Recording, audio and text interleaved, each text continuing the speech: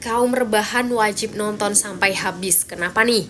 Jadi, ternyata resiko stroke itu bisa disebabkan karena kurang aktivitas fisik atau kurang olahraga nih teman-teman. Kok bisa? Nah, jadi gini, ceritanya itu kalau kita aktivitas fisik atau olahraga ringan lah ya, itu bisa mengurangi risiko terjadinya stroke, teman-teman. Jadi kan kalau kita sering olahraga, otot-otot kita kan digerakkan nih. Terus badan-badannya tuh digerakkan. Jadi dimana ototnya itu lemas dan sudah terbiasa dilatih gitu teman-teman. Tapi kalau kurang aktivitas fisik, kurang olahraga, nah itu bisa bisa menyebabkan risiko terjadinya stroke karena otot-ototnya kaku dan susah untuk digerakkan gitu teman-teman. Nah, padahal ini kalau orang yang sudah sering olahraga saja bisa loh terkena stroke. Bisa saja, bisa terjadi apalagi kalau kurang aktivitas fisik. Nah, ini contohnya paman saya, teman-teman. Paman saya itu padahal beliau juga ibaratnya kan kerja sebagai sopir nih, teman-teman.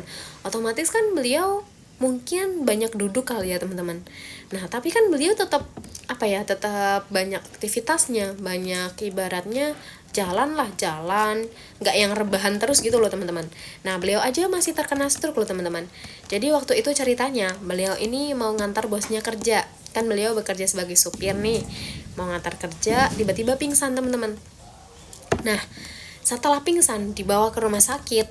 Setelah itu sampai di rumah sakit diperiksa sama dokter, itu didiagnosa bahwa beliau itu menderita penyakit stroke teman-teman. Nah, setelah diperiksa beliau itu dirawat di rumah sakit itu selama kurang lebih 6 hari. Setelah 6 hari dibawa pulang lah teman-teman. Nah, setelah dibawa pulang itu beliau memulai pola hidupnya itu diubah menjadi lebih sehat lagi teman-teman. Dan beliau itu dibantu dengan pengobatan secara alternatif. Dimana pengobatan secara alternatif itu adalah dengan obat herbal alami dari Cina teman-teman. Nah, kemudian beliau mengonsumsi itu juga secara rutin nih teman-teman, tiap hari. Nah, akhirnya beliau merasakan efeknya sendiri. Nah, waktu seminggu beliau itu masih susah untuk otot-ototnya digerakkan, tangan dan kakinya tuh masih kaku. Nah, setelah minum, padahal itu baru seminggu, itu ototnya sudah mulai lemas lagi, sudah bisa digerakkan sedikit demi sedikit nih teman-teman.